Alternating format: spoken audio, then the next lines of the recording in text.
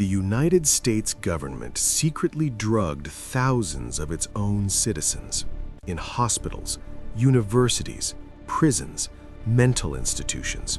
They tested mind control on people who had no idea what was happening to them. And when they got caught, they burned every single file. This is the story they almost erased completely. Welcome to Closed Case Open. Today, we open the file on MK Ultra. It is 1953. The Cold War is at its peak. The CIA is terrified.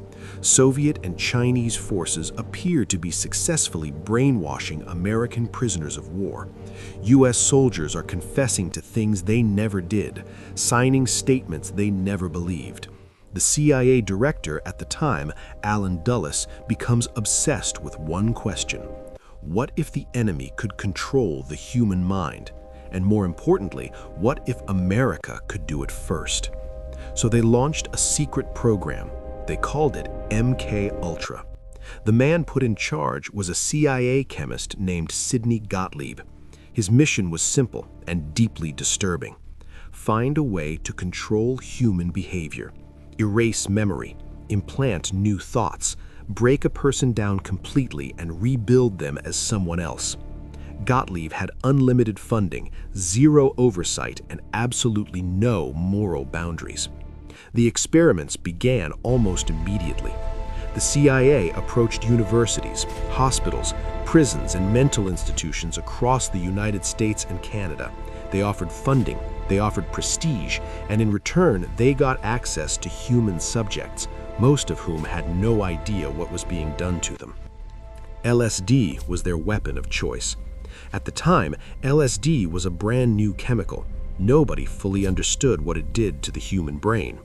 Gottlieb saw that as an opportunity. They began dosing people without warning.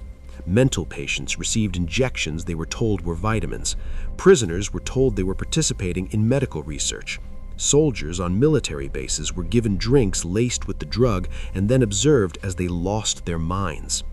One of the most disturbing cases is Frank Olson. Olson was a CIA scientist who attended a work retreat in 1953. At dinner, Gottlieb secretly dosed the entire group with LSD without telling anyone. Olson had a severe psychological breakdown. 9 days later, he fell from a 10th floor window in New York City. The CIA called it suicide. His family called it murder. Decades later, when his body was exhumed, forensic experts found evidence of a blow to the head before the fall. His case was never fully resolved. But Frank Olson was not alone.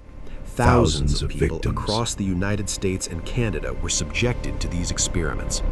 LSD, barbiturates, mescaline, electroshock therapy, sleep deprivation, psychological torture, hypnosis, all conducted in secret, all without consent, all funded by the United States government.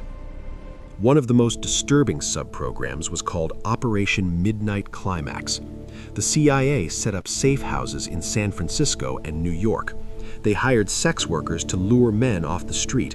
The men were then secretly dosed with LSD while CIA agents watched from behind one-way mirrors, taking notes.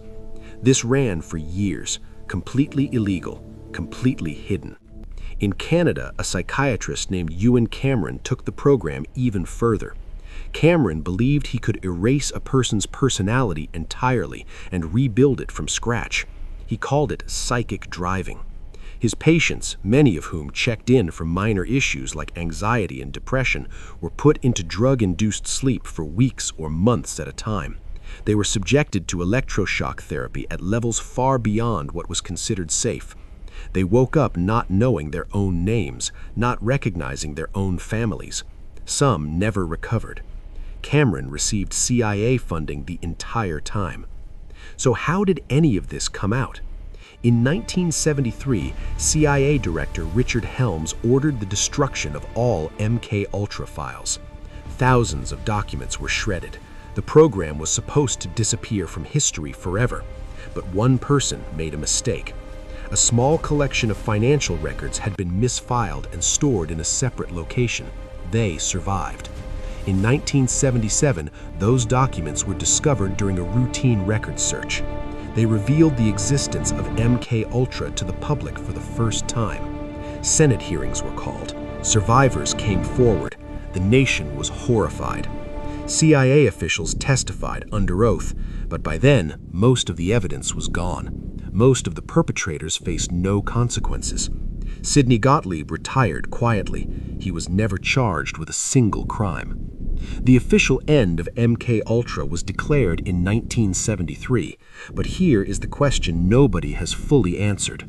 The program ran for over 20 years, with hundreds of sub-projects spread across universities, hospitals, and military bases.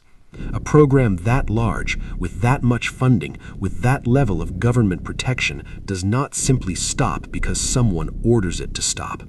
What continued after the files were burned? What never made it into those misfiled documents?